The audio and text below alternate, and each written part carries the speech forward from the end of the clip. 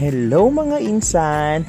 For today's video, gagawa tayo ng chicken biryani. Kung nakikita nyo, gumamit ako ng chicken legs, tapos nilagay ko na yung meat masala. Pagkalagay ko ng meat masala, kailangan natin yang i-shake-shake. But before that, mga insan, ilalagay pa natin yung mga herbs and spices na dapat gamitin sa isang biryani. Kung nakikita nyo, ayan, halo-halo na po yung mga herbs and spices. In-order ko pa galing Shopee. Ayan, so ilalagay na natin. Kung makikita nyo, may mga bay leaf, cumin, meron ding mga cinnamon, star anise at iba pa. Ayan yung mga bilog-bilog na hindi ko alam kung ano po yan. Ayan, nakikita nyo naman mga bilog na maitim. Tapos meron naman parang dates na hindi naman siya dates. Iwan ko kung ano yan. Basta, ilagay na lang natin lahat. Ayan. Makikita nyo yan yung cinnamon. Literal na kahoy mga insan. Ayan, ilagay na natin lahat. Mas marami, mas masarap. Ayan. So, ayan yung kamay ko. Nakikita nyo naman. Max na natin yan ni insan. Tornado na yan. Ayan. Ayan. So, mix na natin. So, kung napapansin nyo, inahalo-halo lang natin yung mga mixture. Tapos, ayan. I-rub lang natin yung chicken. Ayan. Rub pa ng rub. Mix pa ng mix. Ayan. So, nakita nyo, kinuha ko pa yung bilis na nahulog. Sayang. Ayan. So, mix pa natin yan. Mekos ni Ensa na yan yung chicken. At saka yung masala mixture. So, kung nakikita nyo, ayan, tapos na. So, kailangan natin siyang i-marinate. Ayan, kung nakita nyo, may tubig siya kasi nilagyan namin siya ng evaporated milk, which is a substitution sa, ano ba yun? Yung parang milk. Ayan, so, mix na natin yung sibuyas. Hindi ka talaga makakagawa ng biryani kung walang sibuyas na yan, insan. Hindi ka Bombay o Pakistani kung walang maraming onion, mga insan. Ayan, so mix lang natin yan. Mekos lang. Ayan, so ilagay na natin yung minarinate natin kanina na may masala mixture at saka maraming herbs and spices. Ayan, so gumamit po tayo ng gasul insan. Gasul put. Ayan. So, ayan, ilagay na natin yan. Lagyan natin ng apoy kasi walang apoy. Ayan. So, kailangan natin yung apoy. Ayan. Mix lang yan mamaya. Pero kailangan talaga na maraming apoy insan para maluto yung chicken natin. Ayan. Mix natin ng konti. Mix lang. Ayan. Mix na walang energy. Ayan. Parang wala namang ginawa. Ayan. So, kaya natin papayin yung gasol. So, nilagay natin yung tomato insan. Sliced into cubes. Slices. Ano daw sabi? Yung tomato nilagay na natin insan. Ayan. So, mix na naman natin yan. Bawat ilagay, dapat natin i-mix. Ayan.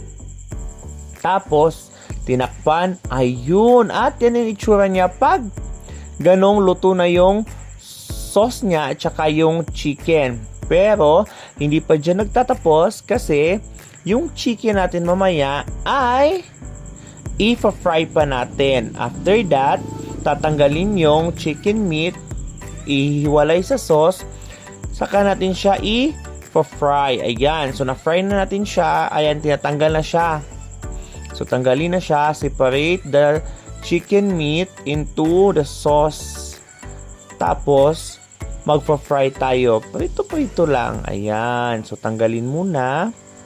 Ayan. Ang bagal naman ni insan na yan magtanggal ng chicken. Yung chicken leg, ang tagal naman tanggalin. Ayan. Ang tagal-tagal naman yan ni insan. Ay, grabe yan ni insan. Ang tagal-tagal naman yan tanggalin. Isa-isa talaga insan. Oo, isa-isa din siya tinatanggal pa. Hindi madurog. Ayan yung kawali na may oil. Tapos, i-fry lang natin yung chicken natin. In that way, hindi na siya madudurog. Ayan. So, fry lang tayo. Fry lang mga insan. Ayan. So, nakikita nyo yan mga insan na. Arrange yung mga chicken legs natin mga insan na. I-fry natin yan. Ayan. Sure ako mga insan, masarap na yan. Tapos, yan yung pinakuluan nating tubig. Hindi pa pala kumulo. Ayun, nilagay natin yung mga another herbs and spices para naman lulutuin na natin yung basmati rice. So, ayan. Shake lang natin mga insan. Nilagyan na natin yan ng konting salt at saka ng oil para hindi magdikit-dikit yung basmati rice natin. Tapos yung basmati rice natin, sinok na natin doon sa tubig. Within 30 to 35 minutes. Ayan, kumukulo na yung tubig.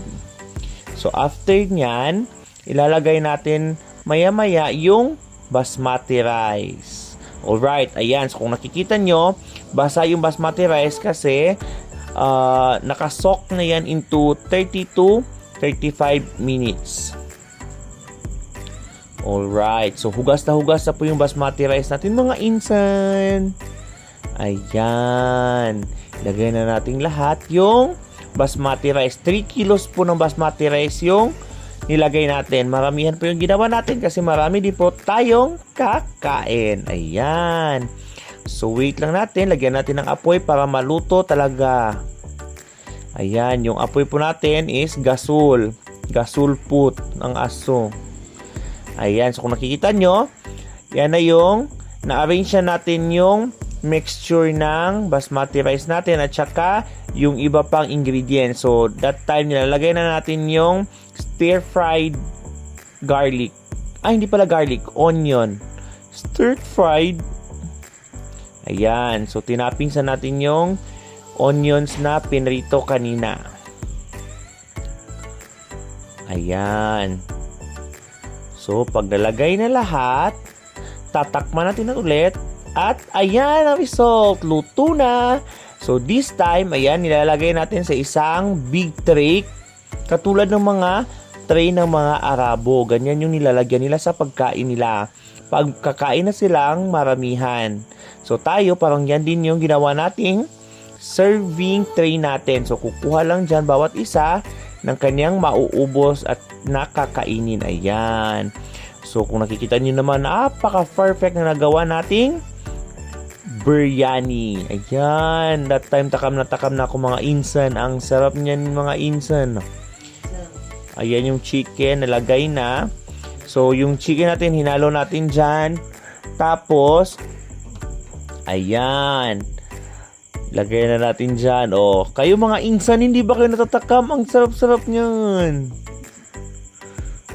Ayan. Ang sarap-sarap ng biryani natin mga insan. Ayan, ang dami-dami mga insan. Kawa yung nilutuan dyan insan sa sobrang dami. Alam niyo yung kawa? Yung kawaling apakalaki. Ganyan, kasi marami insan. Ang dami kasi natin kakain yan. Ayan, so ina-arrange pa. Ayan, ang sarap-sarap niyan. Grabe. Kung natikman nyo lang, matatakam kayo. Ayun nga, takam na kayo eh. Ayan. Apakasarap niyan mga insan. Kita nyo yan? Ayan. That is biryani.